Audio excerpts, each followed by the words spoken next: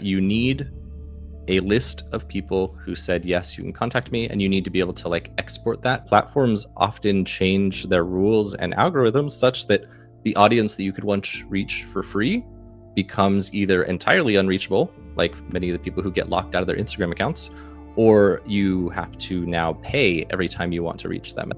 Whereas your email list will always be something that you can own as an asset. Hi, guys, welcome. We have a special guest with us today, Zach, who's a wizard when it comes to CROs. He's built a conversion oriented website business for multiple clients like EO Fire, Amy Porterfield, Rick Mulready, and he's been at it for about 13 years. He also runs his own six-figure business as a course creator and has managed over $1 million in launches for clients start to finish. Now, he starts right at the top of funnel writing content, all the way through to lead generation. Some of his clients are on their way to get up to 300,000 new subscribers with all the suggestions and implementations that he had done in the businesses that they run. Now, he's been able to double clients' email list growth rates. And the best CRO win so far was about 600% improvement for a client. So I don't want to take away too much time from him because he's going to teach us all the secrets, the special sauce that he uses to make all of this happen.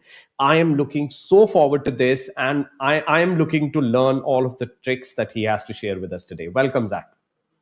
Thank you. And I feel like there's a missed opportunity to say I'm going to teach you the magic. Oh man, the green screen's taking out my wand. Teach you the magic. Because I realized I'm not even in uniform. I got to get in my proper conversion wizard uniform for this presentation today. Yeah. Yes. No, this is fantastic. So much. You're like a method actor. I mean, you like to get into the feel of it, and I love that. Your email list is, in my opinion, your number one most valuable marketing asset. And whenever I see somebody who's growing their brand solely on social media, or a podcaster who only is growing their podcast audience, or a YouTuber who's only on YouTube, the thing that always makes me nervous in all of these situations is that you're entirely platform dependent. And platforms often change their rules and algorithms such that the audience that you could once reach for free becomes either entirely unreachable, like many of the people who get locked out of their Instagram accounts, or you have to now pay every time you want to reach them. Whereas your email list will always be something that you can own as an asset. You need a list of people who said, yes, you can contact me, and you need to be able to export that to a CSV and take it somewhere else. So if, for example, WhatsApp changed their algorithm such that now every time you send a message, it costs 10 cents or something, and it's not economically viable, you need to be allowed to export that list and take it to Twilio or take it to some other service where you can contact people. So that, to me, is kind of the KPI of platform ownership. And at least for American audiences and stuff, email's still kind of at the top, and usually SMS marketing would be an augmentation on top of that. In general, fundamental premise here is that you need to be able to contact people who like you. If you rely on them continuing to listen to your podcast or continuing to seek out your social media, you're potentially losing an opportunity to get in front of them again, which means that you're losing an opportunity to transform someone's life with the information that you teach. And if you want to sell your things to people, in general, the best, most reliable way to do that is to have a list of people you can sell things to. So most course creators who are doing really, really well are doing well because they have a large list who they can promote launches and promotions to and stuff. So what most of my clients do, what I do that tends to work best, is when someone signs up for your lead magnet, so that is to say a free thing like an ebook or whatever, which we'll dive into in a few minutes. When they sign up for your free thing, obviously the very first email that they should get immediately, or the very first WhatsApp message, should be that thing. Common lead magnets that do well are case studies, ChatGPT prompts, free email courses, worksheet, checklist, scorecard, calculator, spreadsheet, tool, roadmap, first steps, automation, swipe files, workshop recordings. So you send them the PDF, you send them the login, whatever. And probably you say hello, introduce them to you, to the brand, and how to make the most of this thing they just got. And then you have what's called a welcome sequence. typically when someone signs up for your lead magnet, they're not going to actually consume it. So a good welcome sequence is often just a distillation of the lead magnet itself. So if I like my lead magnet that I'm going to offer you today is this course about how you can double your opt-in rates. It talks about opt-ins. It talks about making good lead magnets. It talks about opt-in form placement. If we were just going super high level, first off, send them a nice welcome sequence, send them a bunch of value. And what you can do if you use something like ConvertKit, I don't know how you could even do a welcome sequence in WhatsApp, but I've never used the business platform. But if you're doing email marketing, you could basically have the welcome sequence as a sequence in ConvertKit. And when you're sending out regular newsletters, you can exclude people who are in that sequence so that you can let someone go through this predefined thing. And then once they're done, they just receive regular value emails.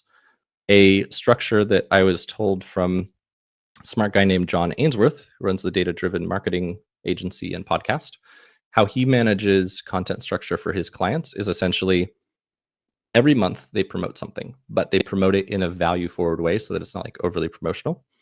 And with that cadence, what they do is week 1 of a month, they send 2 value emails. So it might be like your latest podcast episode or a YouTube video or a blog post or just a little tip. Week 2, they send 2 value emails. Again, just random tips, things that put a little pebble on the scale of this person sends me helpful stuff. And then week 3, they send 3 emails that are warm-up emails for their promotion. So these emails are still value forward, but they kind of like tie in to the promotion itself and set the stage for what you're going to offer them next week. And then the next week, they promote something at a discount where the discount expires at the end of the week. But each of those promo emails tend to be still value forward, where maybe you're laying out the roadmap of where they want to go and you're positioning your product as a way to like shortcut that process. But in that email, learning the roadmap is still a valuable thing. It's helpful to know what the path looks like. So I think that's a nice little like high level overview. Is step 1, make nice content that people find helpful. You're probably already doing this. Step 2, create a cool thing that they can opt in for, which I'll share the criteria of how I would define a good lead magnet here in a minute. But basically, the lead magnet is just something where they give you their WhatsApp number or their email address in exchange for like a little shortcut that's going to help them reach their goals faster or more easily or whatever. And then once they're on your email list, you send them valuable stuff. Once a week is probably a good target, just 1 broadcast a week, helpful little tip. I can read it in 5 minutes and I say, this is helpful, thank you.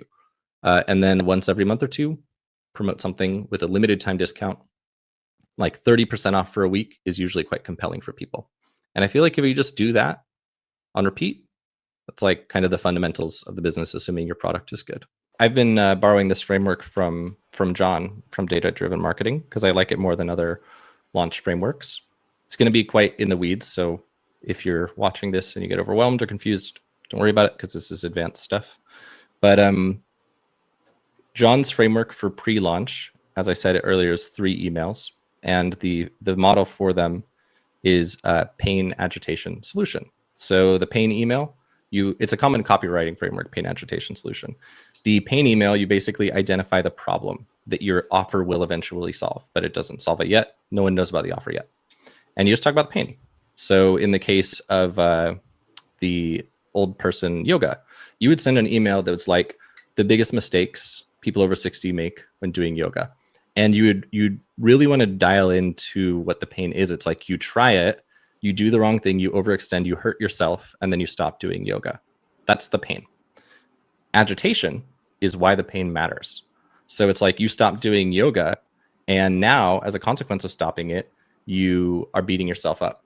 You are out of shape. Your doctor tells you that you're overweight and you need to exercise, but you're overwhelmed because whenever you try to exercise, you hurt yourself. And so now you feel like you're seeing your years ticking by, and before you know it, you're going to be dead, and you don't get to spend time with your grandkids, and your whole life is going to burn down.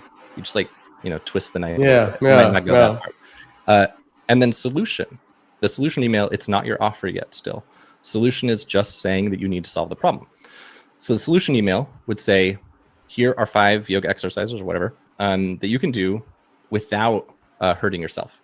And the solution, all you're trying to do is get buy-in for the solution being, you need to do the right yoga exercises. Like it's imperative that you do the right ones that are specifically for old people. And that's like, you need to have them leave that email, say, yeah, absolutely non-negotiable. I do need to do yoga exercises specifically for old people. So that's kind of the flow. Pain is just, this hurts. Agitation, you twist the knife. Solution, you tell them what they should do instead. And that's the pre-launch. And then launch is the next week, which is an email every day. John likes to kick off with gain, logic, fear. Usually at the end of that solution email, you say like, if you found these tips today helpful, so if you found these 5 curated exercises helpful, keep an eye out next week, because next week we're gonna have a special deal on this super awesome thing that is going to help you get into really great shape, have a self-love practice that works without hurting yourself. And that's like kind of how you leave off. And then the week kicks off with gain, logic, fear, which are the main reasons people buy. And then he segues from there into going, gone. So the gain email, you'd basically open up and say something like, a common subject line they might use is like, this is only for people who are serious about walking their grandchild down the aisle, or whatever you identified as like the core goal. I'm just pulling this out of my butt, so don't quote me on this if you teach yoga to old people. And in it would be basically the thing that was a really eye-opening moment for me talking with John is like, in the past, whenever I run launches, I would always sell people on the product. But when you try to tell somebody buy my product, it doesn't feel nice. You know, it feels inherently promotional. So the big reframe that I've been experimenting with in my own promotions that I got from him, all this stuff, if you think Zach's so smart, it's not Zach smart. John Ainsworth, he's smart. He, in the gain email, it's basically saying, here's why you need to solve the problem. Here's my thing if you want to leverage that to solve it better, faster, more reliably, whatever. So the gain email would be like, here's all the cool stuff that could happen in your life if you do old person specific exercises. You will feel better than you did when you were 40. You will wake up with energy. You won't fall asleep during movies at 4 p.m. You will get to go on walks with your grandkids, whereas before you would have had too much pain, so you stayed inside watching TV. So that's the gain email. You basically say all this and you say, all this is what's possible for you if you solve the problem. By the way, this week only, we've got the course on sale to help you solve the problem if you want it. And then next email would be logic, where it would say something. You would basically go from the study, like case studies angle, statistics angle, where you would say like, people who do yoga, old people over 60 who do yoga, according to this thingy from like a government website or some study. Basically, the hook of this email is like, it's not Zach saying, trust me on this. It's you saying, no, don't trust me. Look at all of this stuff from these like official places. And so you might share statistics showing that people over 60, there's like 50% less incidence of depression when they practice yoga. There's like 5 extra years of longevity. And then you also might show that like 90% of injuries that happen in old people, it's because they did exercises that weren't old person specific. All of these things to like make the logical case for why they need not your product, but old person specific exercises. And then you again remind them, if you want the old person specific exercises, here's the product. And then fear is kind of tapping back into, like, you'll kind of just reawaken the urgency, or sorry, the agitation and pain stuff. So you'll say like, is it really important that I do old person specific exercises? And you talk about how you're going to gain weight.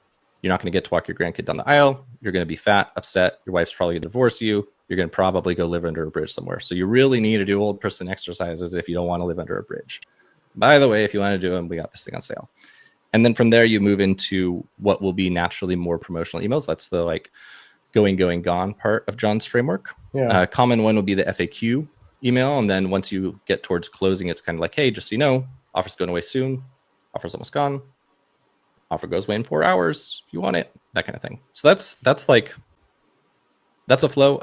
I've been experimenting with my business past couple months, and I like it more than ones I've done in the past, because all of those first 6 emails, the pain, agitation, solution, gain, logic, fear, all of those emails, if you do it right, they are valuable. I love how you broke it down into such a simple piece. Believe me, so many gurus, so many online courses just take a few hours to explain the same thing that you could distill down so quickly. So thank you for that.